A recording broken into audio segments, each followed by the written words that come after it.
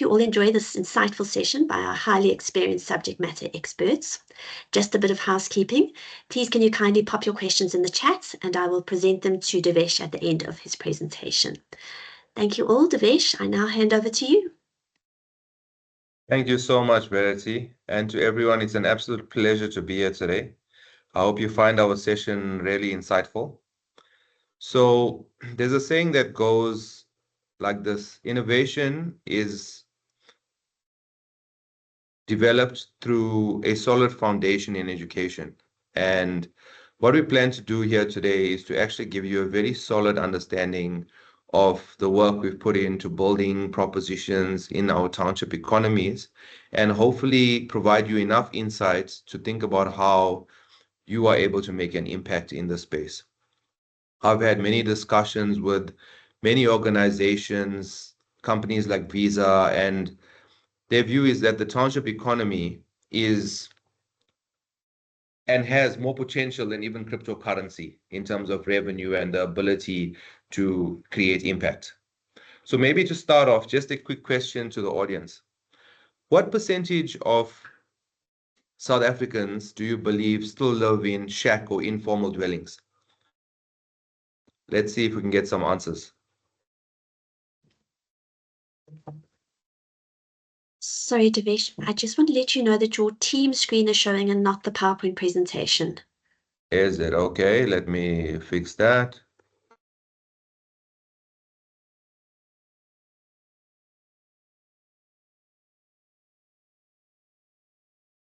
Perfect, thanks very much.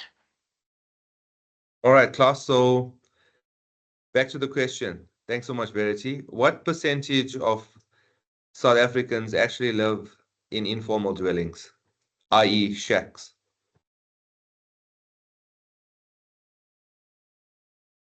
I'm not sure of the exact number, but I'd go out on a limb and say about 65%.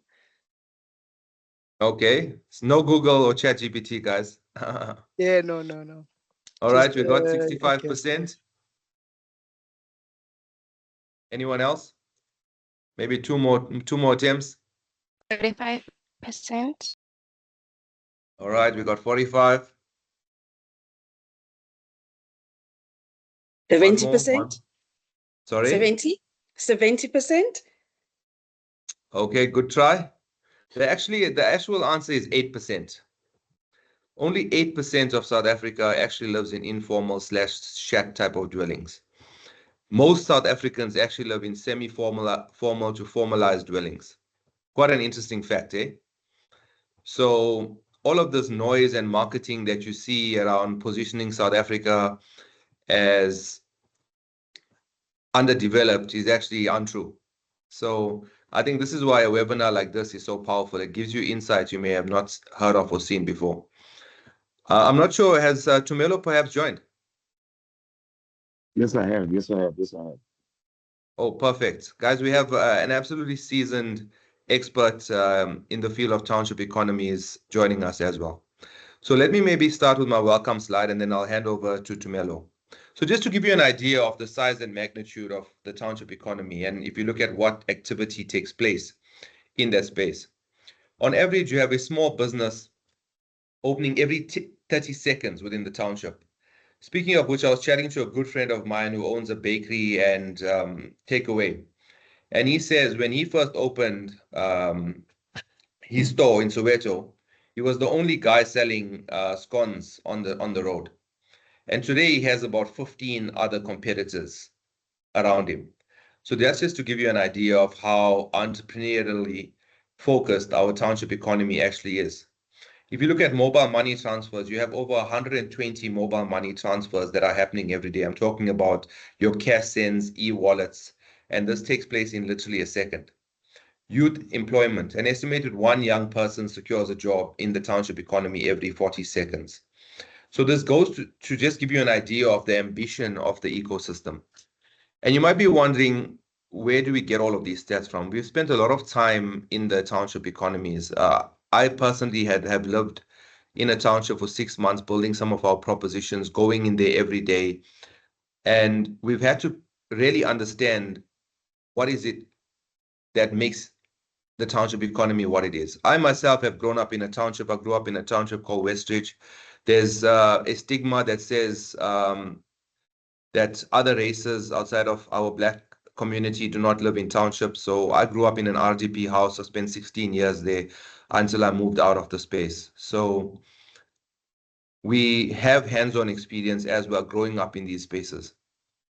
Social media engagement, about 6 posts related to township businesses are published every 40 seconds, highlighting the importance of the local opportunities. So if you look at social media and the amount of emphasis that is placed on township economies, it's becoming a critical talking point for South Africa as a whole. People have understood that there's so much of value to be unlocked. Roughly 200 packs of local snacks or meals are sold every second, emphasizing the demand for quick, affordable food options. Community gatherings take place every minute. I myself have been privileged to be part of many community gatherings, talking about our products, getting insights from consumers. Approximately 5 remittance transactions are sent every second from urban areas to townships, showcasing financial support networks. And lastly, public transport, around 10 minibuses leave every second, illustrating the critical role of the transport economy within the township's ecosystem. And if that doesn't impress you, I'll just hand over to Dr. Tumelo to also share some of his introduction on the space, having vast experience across being an entrepreneur and, as Verity mentioned, an emerging strategist in the space. We are very fortunate to have you, Doctor. Thank you very much. Good morning to everyone. And my name is Tumelo Chaka, and my sins, I've worked for FNB, where we were running e-wallet. I've worked for Showmax, where I was an executive looking after partnerships in Africa.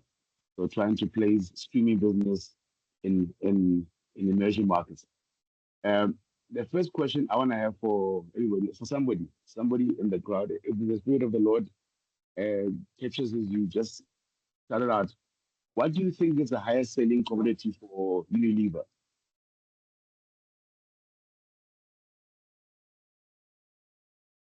What do you think is the highest selling commodity for Unilever? Baby powder. Next one. Detergent. Omo.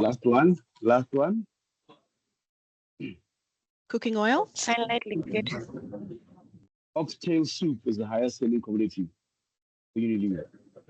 It's the nearest to oxtail that people who don't have much can get to. Because if you reflect to, or at least from when I grew up at home, one would buy bones, cabbage, and oxtail soup. Oxtail soup is the highest commodity sold at Unilever. That shows you the power of this market. Now, since stats were put into, I want to also give you stats of just, for me, not even the lower end, just working class, people who earn 8,000 to 22,000 a month household income. Quick fact is that they spend 550 billion every year. And this is only 24% of the population, and they consume 21% of all income. And this is 14.8 million people in South Africa. If you go a level down, those who earn between 3,000 and 5,000 a month, they spend 1.3 trillion a year. So if anybody tells you that this market doesn't have income, or this market is poor, this market that does not spend, this market spends. So I want to just throw you with one case study that you can think about, and as you reflect on this market.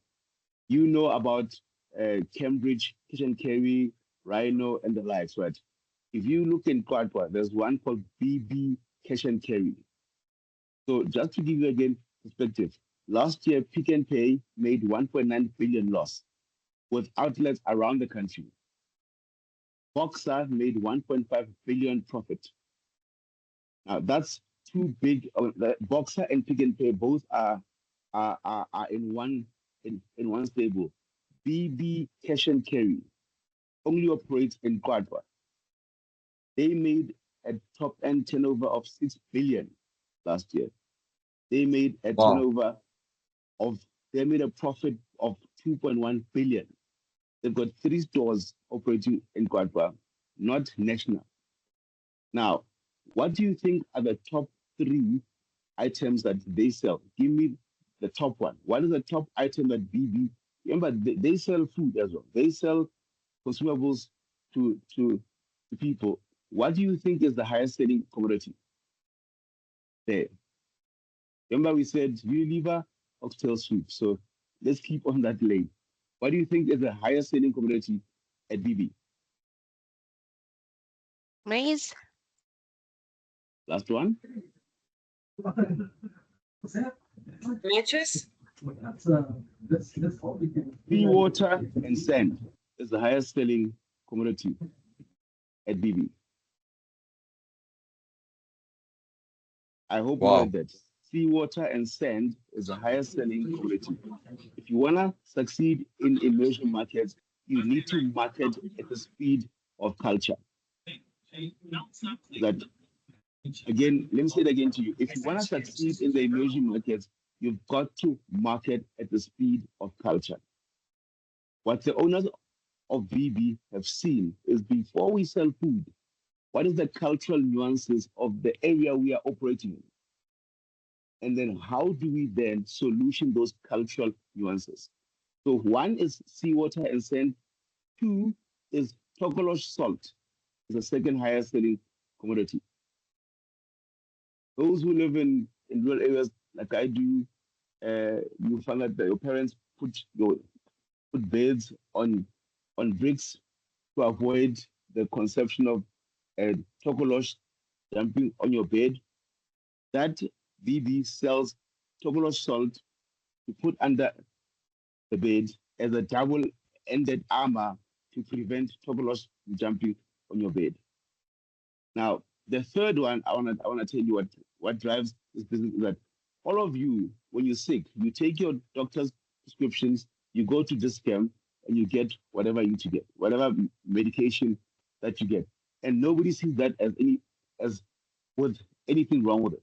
Because you walk into a normal Discam, it clicks, and you go in there and you get yourself a solution. There's no taboo mechanism.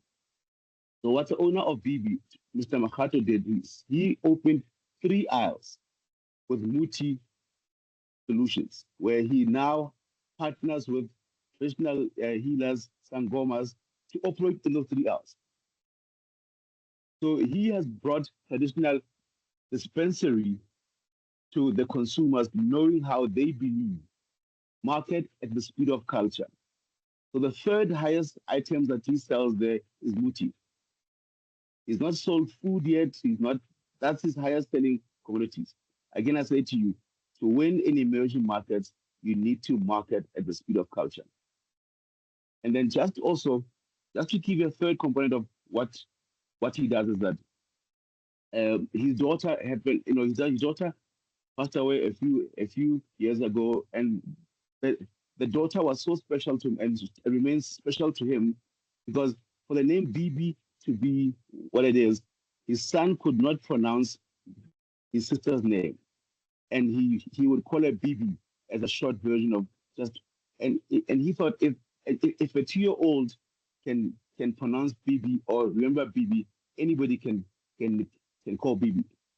So the daughter whose name was used to open BB passes away, and he now wants to give her a very proper send off. But when he went to the various funeral houses, the casket amount was too much for him. And again, I said, this is probably a multi-billionaire. And he went to China, checked up the prices. The prices were a bit lower.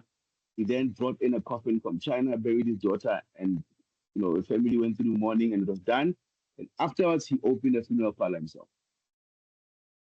Now, he found the stat, and that says that 10% of the funeral is really in church.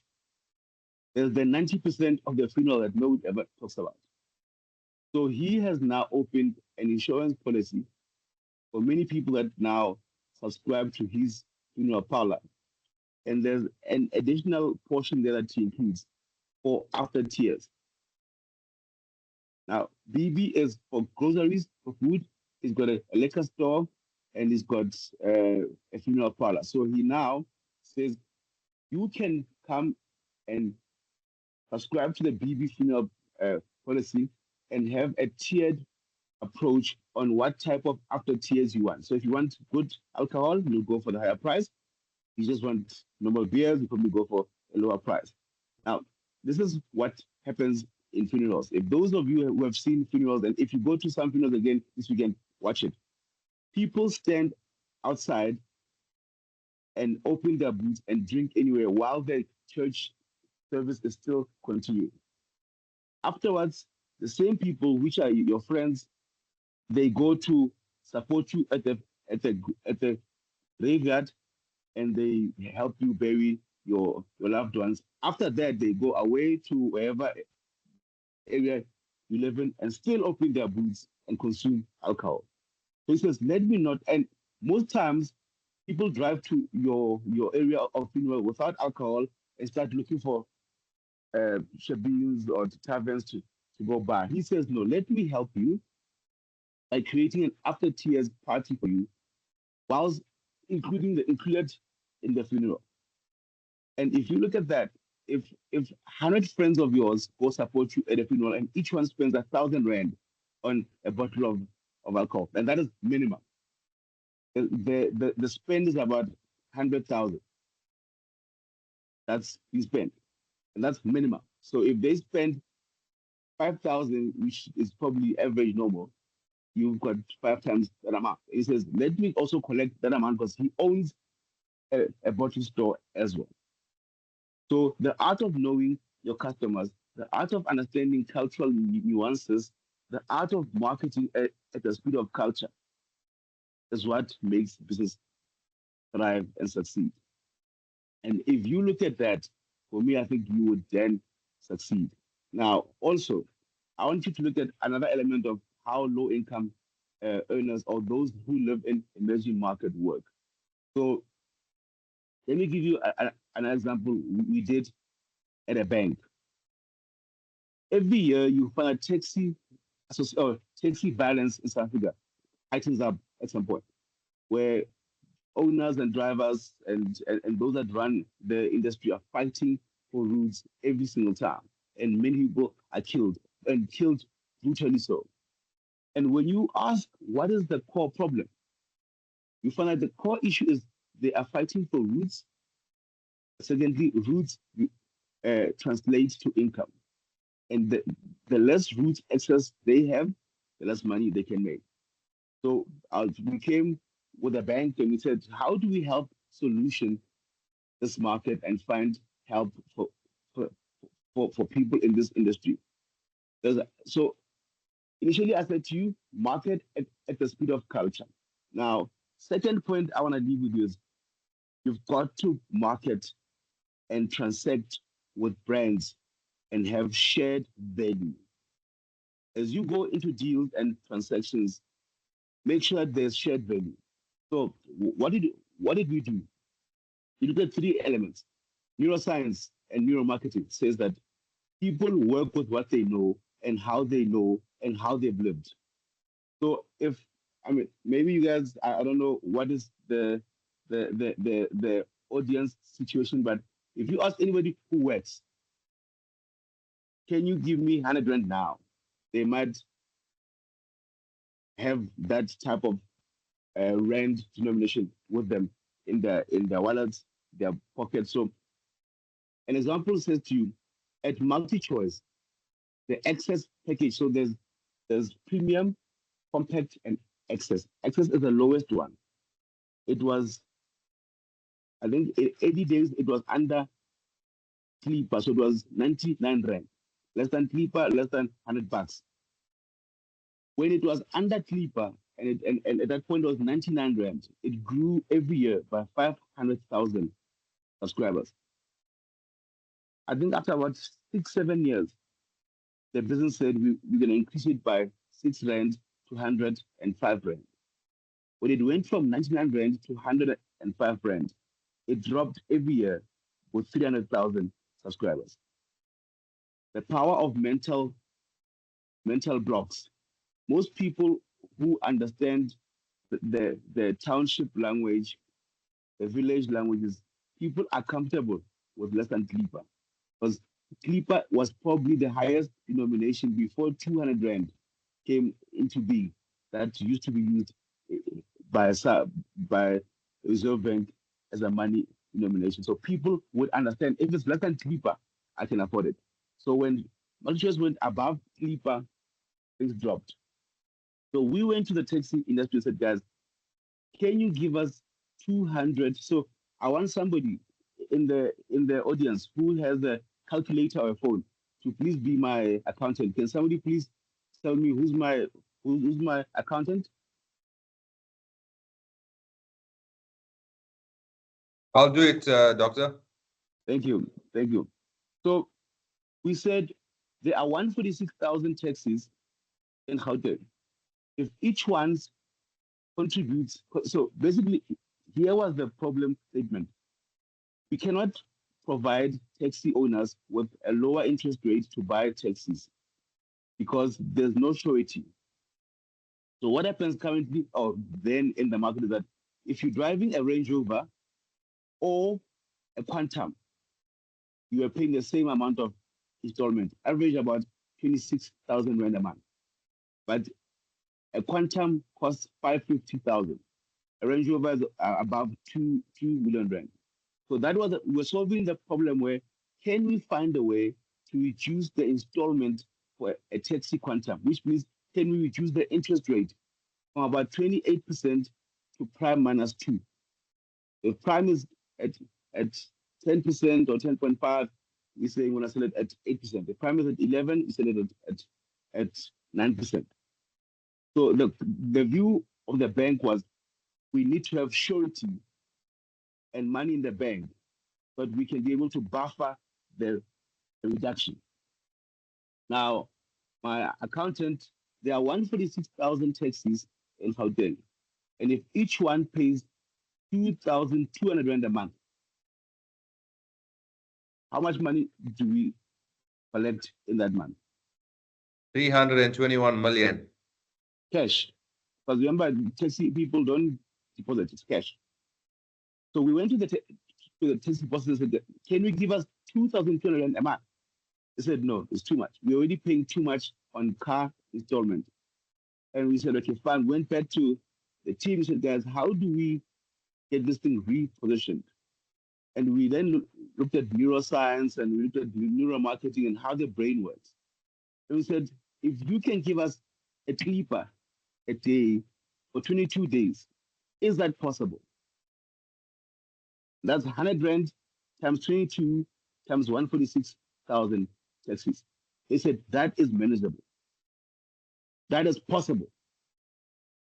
So if you talk to the consumers in the language they understand, you can get some sort of understanding. So if that 321.2 million over 12 months collected, you then get, I think my accountant comes by 12, it should give you an error, possibly. Yeah, it's huge. 3.854 billion cash. 385 billion, yeah. 3.854 billion. If anybody here banks with NetBank, that's higher than NetBank's deposit book over time. This is money that is collected in 1 year from a taxi provincial association, and that can give you that amount of money. Remember, I said shared prosperity and shared value. So we went through, we did those collections, and we were able to provide the taxi industry in Gauteng with taxis that are given at prime minus 1, prime minus 2. In a complex situation, in an emerging market where we shared value, we're able to combine those elements. I want to now ask you the last question before I close. I don't know if this thing still happens now, but when I was young, my mom would send me to the neighbor with a letter. And those that live in villages and townships, you know, when your mom sends you with a letter, what they're asking. So please help me. What is your mom asking from the neighbor when they're sending you to the neighbor with a letter that's folded in a small piece? Borrowing money. Thank you. When the neighbor sends a letter to your mom, she is also borrowing money. When your mom says, please go collect the money, your neighbor has not come back to me with the money, what does she say you must go and collect or ask her for? A parcel. A parcel. Thank you. That is universal. Anywhere you go in the country, whether you are Zulu, Xhosa, Venda, Debel, it's go get the parcel. The power of language in marketing is critical. The power of language in emerging markets is so, so important. The reason why corporates don't succeed is that we come with our high-tech English in an environment that already has its own language. Right? So if you now go and produce products for this market, which is us, we are the market, is don't ever forget the power of language. Language in advertising, language in marketing is very important. If we called e-wallet hustle, imagine how many people would then relate and probably jump on it, because that's what we've grown knowing, that's what we know happens, and that is the fundamental language around money borrowing. The last, now I'm going to really be the last one, because I'm really enjoying myself here, is that when I was young, my mom would always in the morning. So when I took lunch to school, my lunch was bread and something else. So we normally used to take bread and acha. And my mom would send me every morning with 40 cents to go buy 2 spoons of acha. Why couldn't she just buy a big tub of acha and just pack it there? And in the morning, I wake up and take from the bucket of acha. Is I'd always have to go to the tuck shop nearby and buy 2 spoons of acha.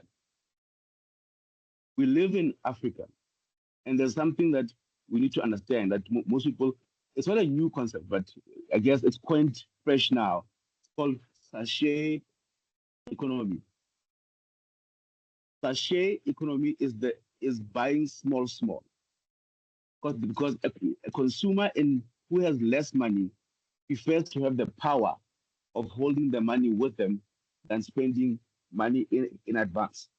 And they might spend more than they would have spent if they bought in bulk, but the comfort of control of saying, I'm able to spend at my own pace, at my own control, gives them that ability to say, I'm in charge, right? So when you operate in emerging markets, in township markets, always remember, keep in mind that the consumer has little. Therefore, allow them the ability to buy the small. Those that look at Netflix, Showmax, and the likes, my firm belief is if Netflix and Showmax sold you coupons or portions of their monthly subscriptions that you can buy per episode, you can buy adulting, three hard cool episodes of adulting that you know are there. You can buy them alone and just watch them and not be in a commitment 1 month where you're probably paying $100 and you're not watching for the month. African consumers want the power to control and pay when they want to pay. But let me tell you what they do. They end up paying more. And the issue isn't about paying more. The issue is the consumer loves having control. If you look at Capitec again, Capitec, those that bank with Capitec now, which is probably all of us, because we all have a standard bank account and Capitec account, is that Capitec will send you a text message every month and say, Crystal, you've spent, or your interest earned is 12 Rand this month, and your interest that you paid is 6 Rand. So you've made 6 Rand this month because you've got money in the bank. Or, Crystal, your interest earned this month is 4 Rand, and the interest paying this month is 12 Rand. So the difference is you are paying 8 Rand. That one SMS is what makes everybody feel comfortable with Capitec, because the customer feels like they are informed, they are in control of their finances. The part where people feel like banks are robbing them is when banks say nothing and take everything. So when you deal in this market, always be open and transparent with consumers. They are poor, they're not stupid. They might have less, but they're smart. So if you take them on the journey, they're able to be loyal to you. And as you've seen the queues of Capitec, if you've seen how they transact with Capitec, that is because they feel that they are in it with them. In addition, if you look at how Capitec works, if you go to most banks and you look for credit, they want your DNA, they want your texture of your nails, they want your blood type, and how much you earn, and how much you spend, and how much you get left in a month. If you go to Capitec, they ask you how much you earn, how much you spend, and Nozipo, how many kids do you have? I've got 3 kids. What do they do? Oh no, where do they live? No, my kids. I stay in Tujwa. My kids have moved to Johannesburg, and one is an accountant, one is a lawyer, and one is a doctor. And then they say, how much do you want? I want 20K. They do the assessment. They will give you 20K even though you're still on pension. They'll give you a 20K credit card, although you are on pension. And yes, you in theory, you can afford. But they know that in Black communities, nowhere will a Black child leave their mother in debt. So should something happen, they're unforeseen. So they don't do reckless lending. They know that with your pension that you have, you can afford. So you made a loan for 20,000 Rand, but you over 6 months, 12 months, you can afford. But should anything happen that is outside of the norm, they know that the cultural nuances of Black children is though they will never leave their parents in the lurch. So should that parent struggle with 3 kids working great jobs, somebody will cover her out. So we live in an Africa that is heavy on culture, where culture and traditions and how the things that we believe in, whether it's toggle salt, whether it's seawater and sand, is our beliefs drives how we consume. And for us to be able to understand the customers and work with them is understand how people or what people believe in and what they stand for, and that will tell you how they then consume.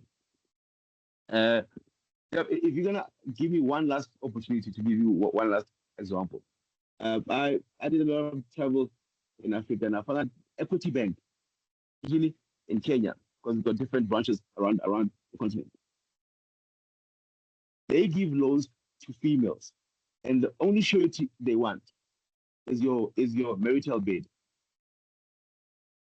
The bed that you were given to by your in-laws the day you got married is what they use as a surety.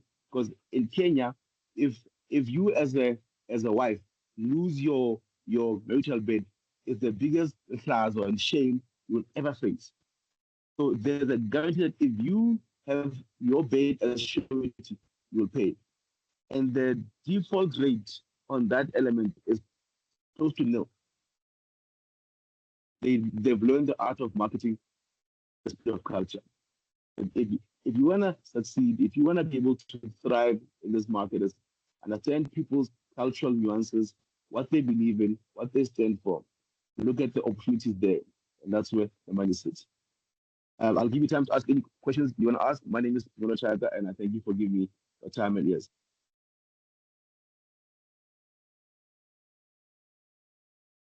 Wow, Tumelo, that was super insightful. I think let's. I know you're short on time, so let's hand over to the floor to extract as much out of your knowledge base as possible. Oh, happiness. I see 2 hands. I think whoever can speak first. Yeah. We'll start with Pearl. Thank you. Tumelo, that was absolutely amazing. I literally feel like a much smarter human being for having attended this. One question, Tumelo, you're a Black guy, and the understanding of township economies, you having lived some of it, you understanding some of those nuances.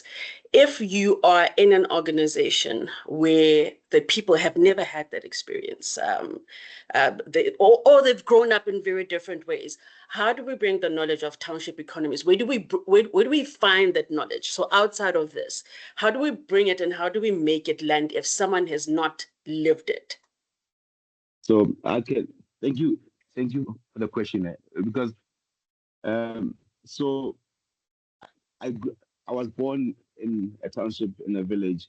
I spent my life in private schools, boys' colleges. So you will forget, and some of us do forget. But you've got to always be in touch with, with what's happening. So I spend most of the time, I sit in townships and villages and just go. One of my, if I had a PowerPoint, you'd see my intro. I always say, I drive a 2011 Land Rover Defender. What does that mean? It means I travel a lot in my car. I go to Lesotho. I don't book accommodation. Yes, I've got a tent on on the roof of my car, but I sleep in people's yards. And the contribution I have is, I've bought meat, I've bought food. Can we do poiki course and cook together and eat dinner together? And then while the pot is busy brewing there, we are having discussions. I get to understand how they live, what they consume, and how they spend. So how do you bring it back to the boardroom? Is um, at NetBank, I did many immersions where I took my colleagues, or I would get an external company to take us. So it must be objective and take us to a deep slot and take us to a village in Northwest. And of course, everybody just goes to people think if they're going to Soweto, they've gone to a township. People in Soweto are very, very, I don't know, they are more advanced than most townships. They've got to go to where the cracks or the rubber is the road. And I've seen successes where we've taken execs to immersions. I'm now consulting for a couple of big brands where we're doing that, and they are very open. That most people are open to learning, but most times it's complex, it's tough. I've been there, it's hard, but don't give up. Be the continuous voice that shows them that there's opportunity. And lastly, corporate people listen when they see numbers. So if you show them numbers and the opportunity pool that they can get and how much money they can make, you'd get a faster reaction out of them.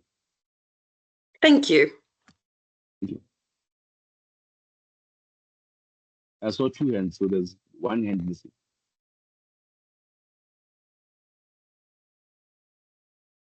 Do we have any more questions for the panel? Yeah, I see one hand raised. Shepo, please go ahead. Yeah, thank you so much. As per the last question I was asked, I do believe that this was a very insightful, what do you call this, session to attend. So firstly, thank you. My question borders around your last statement that you made now was that corporate likes numbers.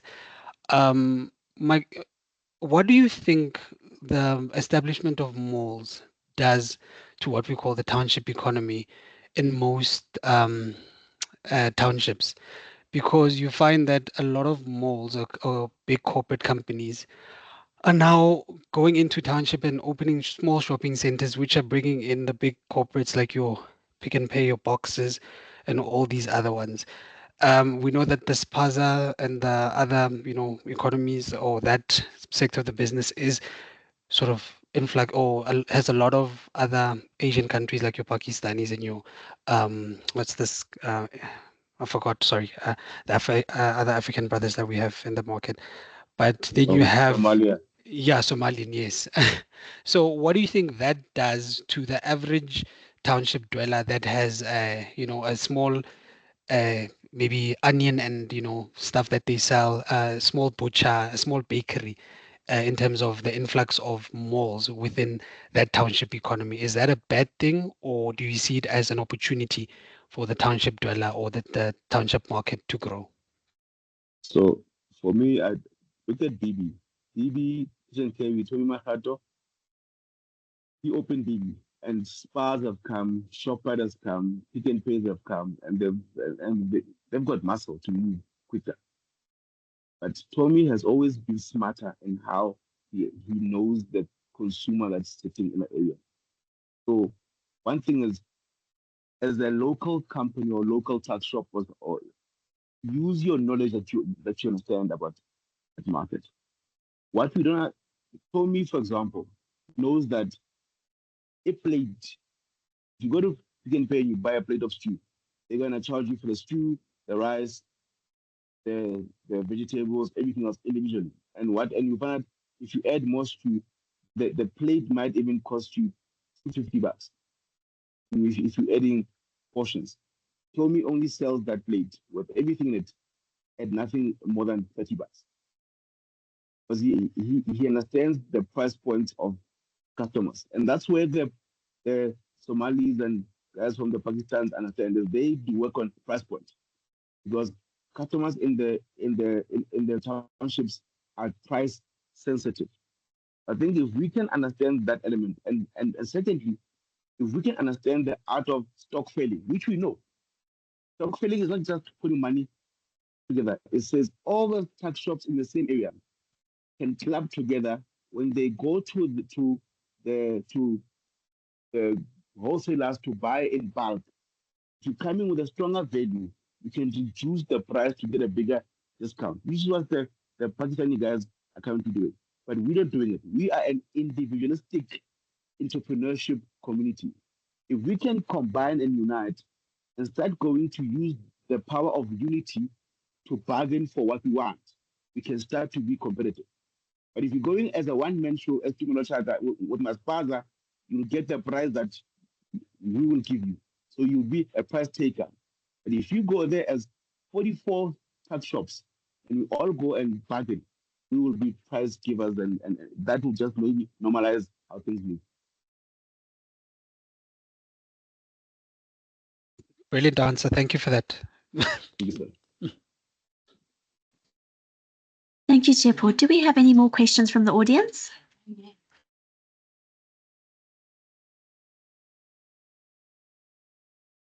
Any more comments from anybody? Okay, I think that's it. Devesh and Tumelo, would you like to wrap up the session? For me, thank you very much, and I wish you guys all the best. Tumelo, thank you so much for those insights. So I think Tumelo's captured quite in depth, lots of use cases, lots of real world stories that are really shaping this economy. And, they speak about the township economy being around 400 billion rand worth. We clearly see that as being far more. And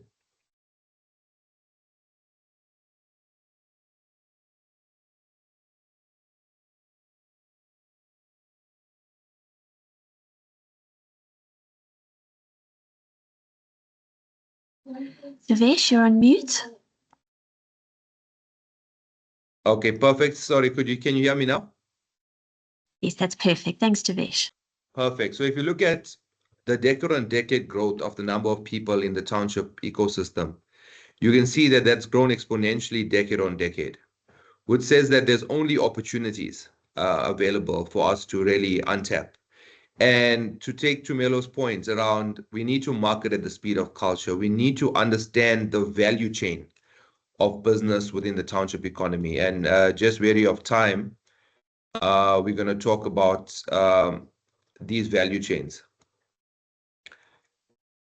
So if you look at the size of this economy and where it's broken down, you find that retail and consumer goods play a massive part of the township ecosystem. So you're looking at around 120 billion rand across clothing, necessities, food items, transportation, a massive opportunity, And if you're looking at like digitizing payments, looking at opportunities around how you can capture some of this market, remember I mentioned expert knowledge is the foundation to innovation.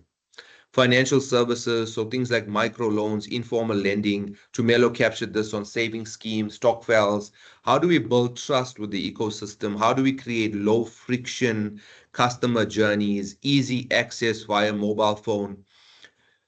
Entertainment and recreation. And something that will surprise you is that personal care, things like hair salons, etc., are actually quite a small piece of the market. So there's still a massive opportunity in that space to really grow and invest in skill sets. If we had to look at, sorry, let me just get my.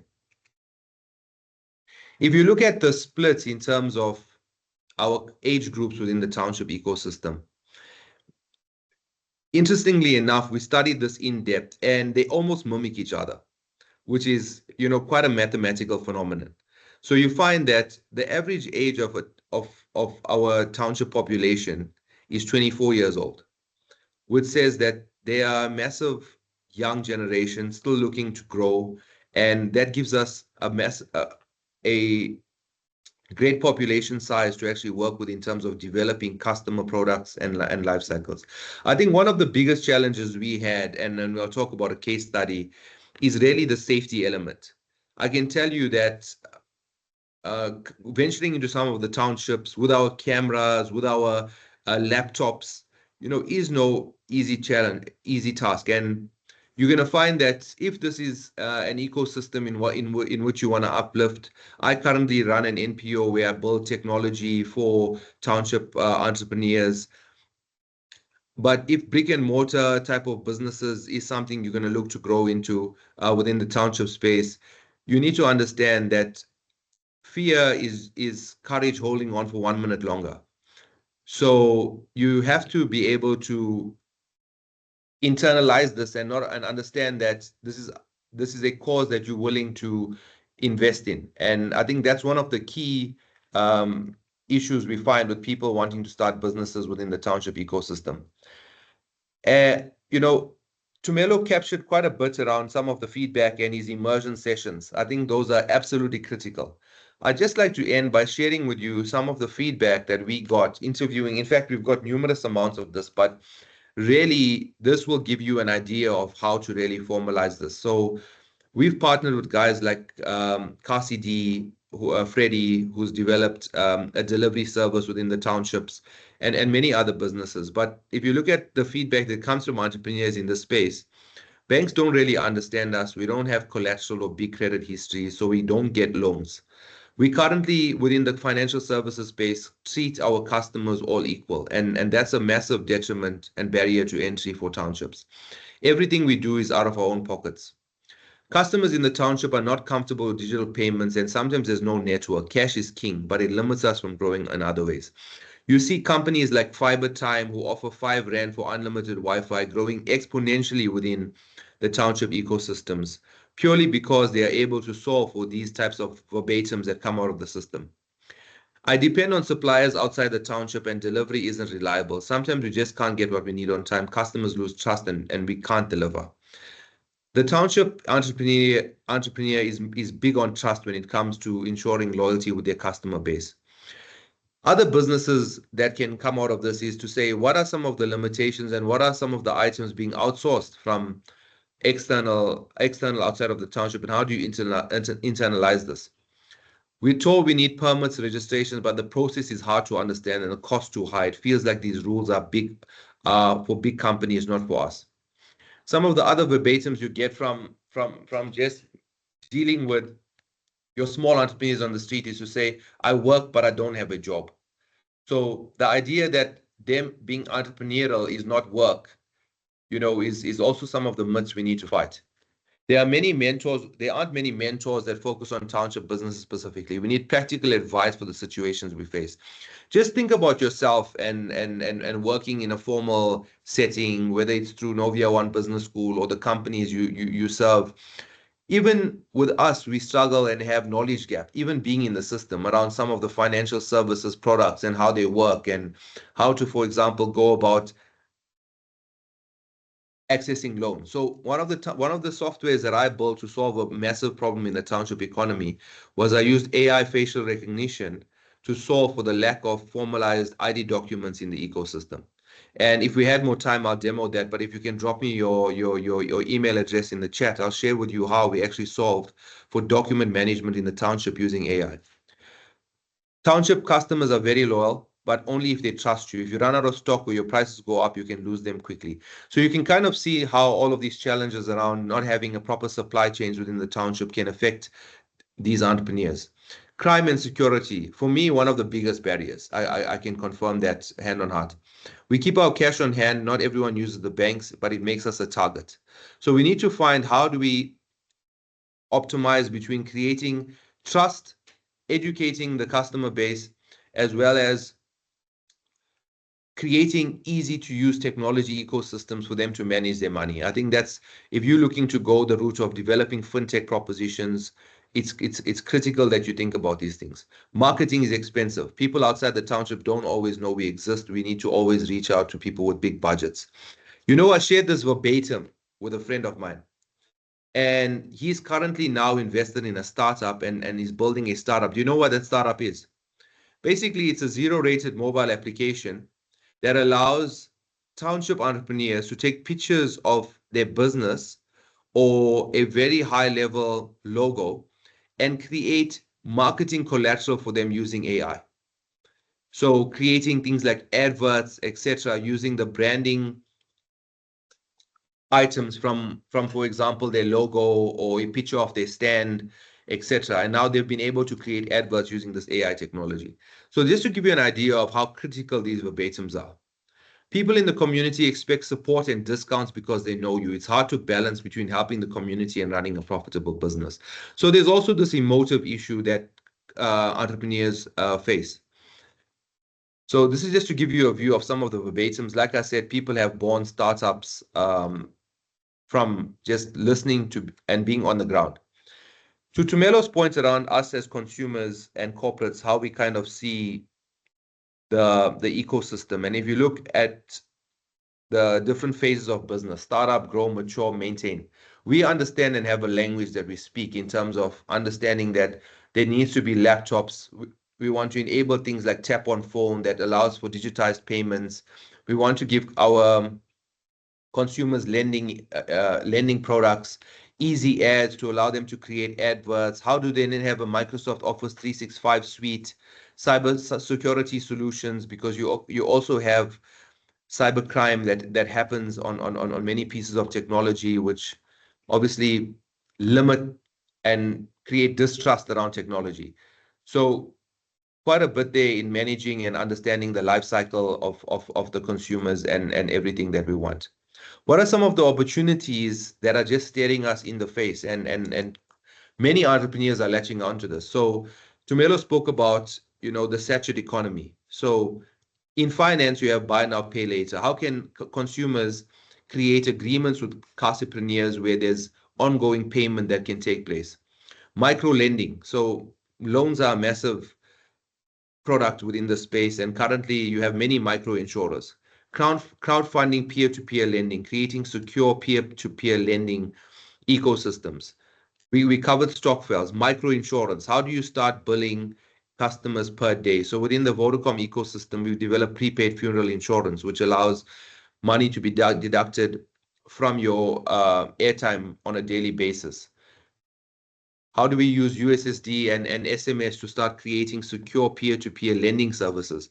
So these are just some of the products and services that we are looking to explore to really capture some of this market. Our payments business, and here's a case study. We recently launched the Vodacom payments business, and we did not have an ego in terms of how we brought our customers on. We went and signed our customers up one by one in the field, spending time with them and really getting them to trust our brand. Within a space of a year, we brought 11,000 merchants on board. We're currently doing R1 billion in transactions a year out of the township ecosystems. So it's been a great use case for us, and we've really had to understand them in terms of providing them low-cost entry fees. If you look at our device, we're currently retailing our device at $4.99 at the moment in that in that ecosystem. So we've created no long-term contracts. We've minimized the friction to onboarding, in that we're not taking bank statements and to Melo's point, blood types in order to get them access. Ease of use and durability. So we've made it very simple to use. We've allowed and created value-added services for this ecosystem where they can sell airtime, they can sell data, they can help consumers pay bills. We've localized our marketing campaigns. You'll see some of our billboards in Soweto. You'll see some of our taxi Wi-Fi that we've enabled in order to get our marketing done by enabling taxis with Wi-Fi and having our consumers connect. So this is just some of the items that we've managed to do. So just to wrap up, I think the time's up. There's quite a bit in the presentation which I'll share with Verity to share with you, and as you read and go through it, we can then discuss and have questions which we can address. Verity, I'll hand over to you. Fantastic. Thank you so much, Devesh. I think everybody will agree that that was incredibly insightful. Lots of insights that we weren't expecting, I'm sure. Thank you all for joining us. And thank you, Devesh, for very kindly agreeing to share your presentation. I will distribute it to all those who have requested it. Without further ado, wish you all a wonderful day. Thank you again, Devesh. Take care, everybody. Goodbye. Cheers. Bye. Thank you. Thank you very much. Bye-bye. Maybe if you can just share some verbatims in the chat around how you found the presentation. Thanks, guys. Bye.